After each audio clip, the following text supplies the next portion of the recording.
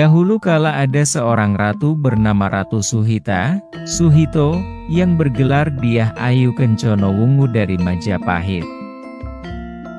Kata Kencono diambil dari kereta kencana, dan kata wungu diambil dari warna ungu. Kencono Wungu bisa diartikan sebagai kereta kencana yang berwarna ungu. Konon rakyat pedesaan memanggilnya Kencono Wungu karena sang ratu seringkali meninjau pasar dengan menggunakan kereta kencana berwarna ungu. Kencono Wungu adalah seorang ratu yang memiliki paras yang rupawan. Ia adalah penguasa kerajaan Majapahit yang ke-6. Pada pemerintahannya, Majapahit berhasil menaklukkan banyak daerah, yang kemudian dijadikan bagian dari wilayah kekuasaan kerajaan, yang berpusat di Trowulan, Jawa Timur. Salah satu kerajaan kecil yang menjadi taklukan Majapahit adalah Kerajaan Belambangan, yang terletak di Banyuwangi. Kerajaan itu dipimpin oleh seorang bangsawan dari Klungkung, Bali, bernama Adipati Kebomarcuet. Adipati ini terkenal sakti dan memiliki sepasang tanduk di kepalanya seperti kerbau. Keberadaan Adipati Kebomarcuet ternyata menghadirkan ancaman bagi Ratu Ayu Kencana Wungu. Meskipun hanya seorang raja taklukan, namun sepak terjang Adipati Kebomarcuet, yang terus-menerus merongrong wilayah kekuasaan Majapahit, membuat Ratu Ayu Kencana Wungu cemas. Ratu Majapahit itu pun berupaya menghentikan ulah Adipati Kebomarcuet dengan mengadakan sebuah sayembara. Barang siapa yang mampu mengalahkan Adipati Kebomarcuet, maka dia akan kuangkat menjadi Adipati Belambangan dan kujadikan sebagai suami. Demikian maklumat Ratu Ayu Kencana Wungu yang dibacakan di hadapan seluruh rakyat Majapahit. Tantangan ini menyebar dengan cepat, menarik perhatian para bangsawan dan pejuang dari segala penjuru kerajaan. Sayembara itu diikuti oleh puluhan orang, namun semua gagal mengalahkan kesaktian Adipati Kebomarcuet. Hingga datanglah seorang pemuda tampan dan gagah bernama Jaka Umbaran yang berasal dari Pasuruan. Ia adalah cucu Ki Ajah Pamengger yang merupakan guru sekaligus ayah angkat Adipati Kebomarcuet, yang menyimpan rahasia keinginan terhadap sang ratu, yang cantik dan anggun. Jaka Umbaran, atau yang kemudian dikenal sebagai Minak Jinggo, terkoyak antara cintanya pada Ratu Suhita, dan rasa takut akan menghadapi Kebomarcuet. Namun, ia mengambil kekuatan dari keyakinan bahwa ia tak terkalahkan, selama membawa ganda wesi kuning, warisan pusaka yang kuat dari nenek moyangnya. Digerakkan oleh cintanya, Minak Jinggo menerima tantangan itu dan berangkat untuk menghadapi Kebomarcuet. Pertarungan sengit antara dua pendekar sakti itu pun terjadi. Keduanya silih berganti menyerang, dan bumi berguncang saat kedua kekuatan dahsyat itu beradu. Kebomarcuet mulai kelabakan menghadapi serangan Jaka Umbaran dan gada wesi kuningnya. Pada akhirnya Jaka Umbaran berhasil memenangkan pertarungan tersebut, dan disambut gembira oleh rakyat Belambangan. Para penduduk Belambangan memberinya gelar Minak Jinggo, yang gagah perkasa.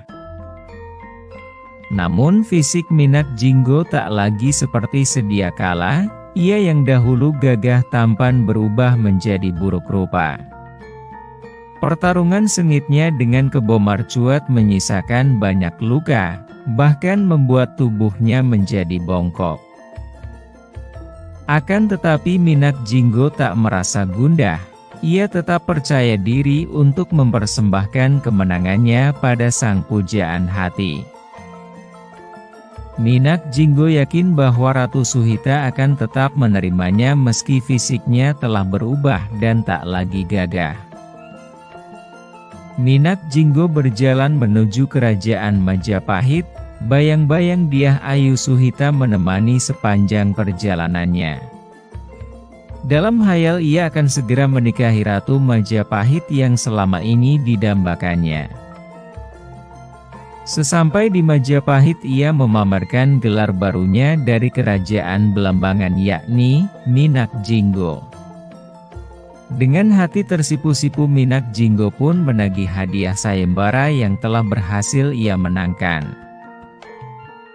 Namun siapa sangka perasaan Ratu Suhita berubah begitu saja. Tanpa menampik keperkasaan Minak Jinggo, Ratu Suhita tetap tidak bisa menerima perubahan fisiknya. Minak Jinggo yang dahulu gagah dalam benaknya, kini berubah menjadi buruk rupa, sungguh tak bisa diterima. Bagi Ratu Suhita, Jaka Umbaran yang kini bergelar Minak Jinggo tak lagi setampan dulu, maka ia terpaksa mengkhianati janjinya. Ratu Suhita hanya memberi hadiah sebagai Adipati Belambangan kepada Minak Jinggo, dengan pengecualian pernikahan yang tak bisa dipenuhi. Penolakan yang tak terduga ini menghancurkan hati Minak Jinggo. Keyakinan yang dulu bulat sekarang bimbang, tetapi ia menolak untuk menyerah pada cintanya. Bukankah cinta adalah pertempuran? Saya tak akan menyerah secepat ini, yakin Minak Jinggo dalam benaknya. Hari berlalu api cinta Minak Jinggo kian membara, Minak Jinggo menyiapkan peperangan untuk Ratu Suhita. Minak Jinggo mulai menyerang Majapahit dari tapal kuda bagian timur tanah Jawa, pasukan Majapahit tak serta-merta kalah. Mereka berhasil mengatasi serangan Minak Jinggo untuk sementara. Minak Jinggo menghentikan perang dan mengirim surat cinta untuk Ratu Suhita. Membaca surat dari Minak Jinggo, Ratu Suhita pun menjadi semakin risih dan geram. Ratu Suhita lalu menyusun siasat, sama seperti yang ia lakukan sebelumnya pada Kebo Marcuet. Minak Jinggo kembali berhayal tentang Ratu Suhita, tanpa ia sadari bahwa Sang Ratu Suhita telah berupaya menyingkirkannya. Tak hanya menyingkirkan dari hati namun juga dari dunia ini, Ratu Suhita terus berupaya mengerahkan para petarung ke Belambangan. Benar saja Ratu Suhita diam-diam mengadakan sayembara. Untuk mengalahkan Minak Jinggo, para ksatria pun berdatangan di Belambangan. Minak Jinggo tak mengerti dari mana asalnya para ksatria itu. Mereka menyerang dengan semangat membara demi Sang Ratu Suhita, namun tak ada yang mampu mengalahkan Minak Jinggo. Semua ksatria itu berguguran, darah pun tertumpah dalam perang yang tak seimbang. Minak Jinggo dan kesaktiannya tak terkalahkan. Tiada satupun petarung yang berhasil melawan Minak Jinggo, mereka semua kalah dan mati. Sampai suatu hari ada seorang lelaki yang menghadap Sang Ratu Suhita, dan memohon izin untuk melawan Minak Jinggo. Ia adalah Damar Wulan. Damar Wulan merupakan seorang kusir kuda istana yang cerdik serta pemberani. Singkat cerita, dengan kecerdikan dan kegigihannya Damar Wulan berhasil mengalahkan Minak Jinggo. Minak Jinggo menelan luka lara atas pengkhianatan yang harus ia terima. Akhirnya, Adipati Belambangan itu tewas oleh senjata pusakanya sendiri. Damar Wulan memenggal kepala Minak Jingga untuk dipersembahkan kepada Ratu Ayu Kencana Wungu. Damarwulan pun berhak menikah dengan Ratu Ayu Kencana Wungu dan mendampinginya menjadi Raja Majapahit. Sungguh tragis kisah Minak Jinggo, Adipati Belambangan yang malang. Cinta kepada Ratu Suhita telah membuatnya binasa. Akhirnya, legenda Minak Jinggo dan Ratu Suhita dari Majapahit tetap menjadi kisah abadi tentang cinta, pengkhianatan, dan pertempuran abadi antara hati dan pikiran.